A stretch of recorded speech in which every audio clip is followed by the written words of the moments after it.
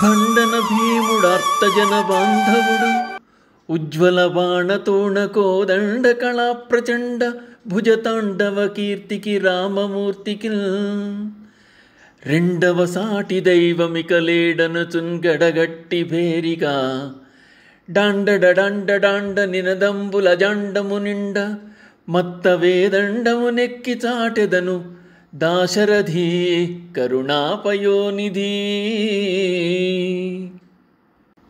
దశరథుని కుమార, దయాసముద్రుడైన ఓ రామ, యుద్ధరంగంలో నీవు శత్రుభయంకరుడవు, దుఃఖితుల పాలిట బంధువు. కాంతులను వెదజిమ్మే బాణాలు అమ్ముల పుది కలిగి కోదండమును చేతబట్టి ప్రచండ భుజతాండవంతో ధనుర్విద్యా కౌశలంలో కీర్తి పొందిన నీకు సాటి వచ్చే దైవం మరొకరు లేరు అంటూ మదించిన ఏనుగునెక్కి ఢంకా మ్రోగిస్తూ భూమండలమంతా వినబడేటట్టు చాటుతాను. శ్రీమద్ రామాయణము బాలకాండము 12వ సర్గం. అశ్వమేధయాగమునకు ఏర్పాట్లు చేయుటకై దశరథుని ఆదేశం. దశరథ మహారాజు పరివారంతో సహా స్వయంగా వెళ్ళి ఋష్యశృంగుని భార్యాసమేతంగా అయోధ్యకు తీసుకుని వచ్చాడు. కొన్ని దినముల తర్వాత చైత్రశుద్ధ పూర్ణమి నాడు అశ్వమేధయాగమును చేయుటకై సంకల్పించాడు. దశరథుడు ఋష్యశృంగుని వద్దకు వెళ్ళి శిరసాప్రణం వెళ్ళి ఆ మహర్షి అనుగ్రహాన్ని పొందాడు. పుత్ర సంతాన ప్రాప్తి ద్వారా వంశాభివృద్ధి కొరకు చేయబడు యజ్ఞమునకు ప్రధాన ఋత్విజునిగా ఋష్యశృంగుని ఉండమని అభ్యర్థించాడు. ఋష్యశృంగుడు అందుకు అంగీకరించి యాగ ప్రయత్నాలను ప్రారంభించి యజ్ఞద్రవ్యాలను సిద్ధం గావించి యాగాశ్వమును వదలమని పలికాడు. దశరథుడు పురోహితుడైన వశిష్ఠుని పండితులను ద్విజులను రప్పించి వారితో, పుత్రలేమితో నేను పరితాపం చెందుతున్నాను. పుత్ర సంతానం కొరకై అశ్వమేధం చేయ సంకల్పించాను. యజ్ఞాన్ని విధి విధానంగా ఋష్యశృంగుని ఆధ్వర్యంలో చేయ నిశ్చయించాను అని తెలియజేయగానే అందరూ సంతోషం వ్యక్తం చేశారు. వారు మహారాజుతో, నీ నిర్ణయం మిక్కిలి హర్షదాయకం. పుత్రప్రాప్తికై అశ్వమేధయాగం చేయ సంకల్పించావు. అందువలన పరాక్రమవంతులైన 4 పుత్రులు నీకు కలుగెదరు అని ఆశీర్వచనంగా పలికారు. దశరథుడు సంతోషించి మంత్రులతో, యజ్ఞ సామగ్రిని తెప్పించండి. 4 ఋత్విజులు ముందు సాగుతుండగా సమర్థులైన 400 మంది యోధుల రక్షణలో యజ్ఞాశ్వమును విడిచిపెట్టమని ఆదేశించాడు. వారితో దశరథుడు, నేను సంకల్పించినట్టే ఈ అశ్వమేధయాగమునందు ఏ విధమైన దోషములు లోపములు ఉండకూడదు, యజ్ఞమునకు ఎటువంటి విఘ్నములు కలగకూడదు అన్నాడు. దశరథ మహారాజు ఆదేశించిన విధంగానే సరయూ నదికి ఉత్తర తీరాన యజ్ఞవాటికను సిద్ధం చేశారు. 4 ఋత్విజులు ముందు సాగుతుండగా యోధులు రక్షణగా నిలిచి యజ్ఞాశ్వాన్ని విడిచిపెట్టారు. అక్కడ ఉన్నవారందరూ దశరథ మహారాజును ప్రశంసిస్తూ ఉండగా దశరథుడు మంత్రులను పంపివేచి తన ప్రసాదమునకు చేరుకున్నాడు. ఇప్పుడు 12వ సర్గలోని శ్లోకములు వింటారు. తతః కాలే బహుతిథే కస్మింశ్చిత్ సుమనోహరే వసంతే సమనుప్రాప్తే రాజ్ఞోయష్టుం మనోభవత్. తతః ప్రాసాద్య శిరసా తం విప్రం దేవవర్ణినం యజ్ఞాయ వరయామాస సంతానార్థం కులస్య వై.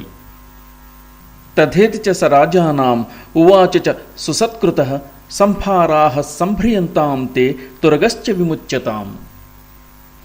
తతో రాజాబ్రవీద్వాక్యం సుమంత్రం మంత్రిసత్తమం సుమంత్రావాహయ క్షిప్రం ఋత్విజో బ్రహ్మవాదినః.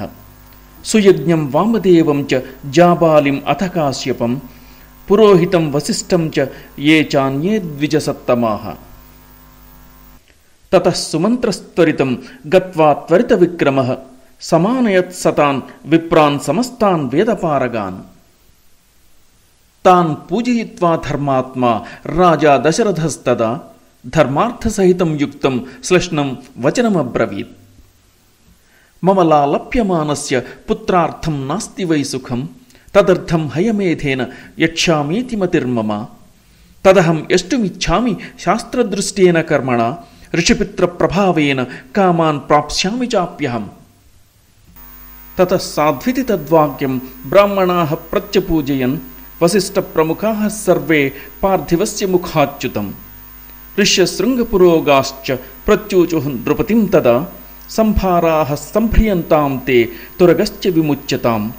సర్వదా ప్రాప్స్యసే పుత్రాం చతురోమతి విక్రమాన్ యస్య తే ధార్మికీ బుద్ధిః ఇయం పుత్రార్థమాగతా. తతః ప్రీతో భవద్రాజా శ్రుత్వా తద్విజభాషితం అమాత్యాంశ్చాబ్రవీద్రాజా హర్షేణేదం శుభాక్షరం. గురూణాం వచనాత్ శీఘ్రం సంభారాః సంభ్రియంతు మే సమర్థాధిష్ఠితశ్చాశ్వః సోపాధ్యాయో విముచ్యతాం. సరైవాశ్చోత్తరే తీరే యజ్ఞభూమిర్విధీయతాం శాంతయశ్చాభివర్ధంతాం యథాకల్పం యథావిధి.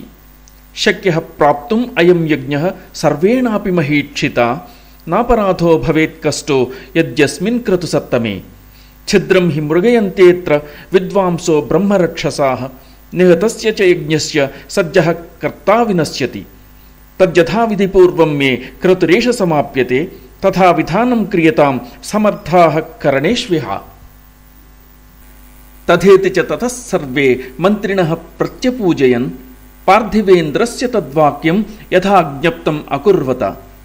తతో ద్విజాస్తే ధర్మజ్ఞం అస్తువన్ పార్థివర్షభం అనుజ్ఞాతాస్తతః సర్వే పునర్జగ్ముః యథాగతం.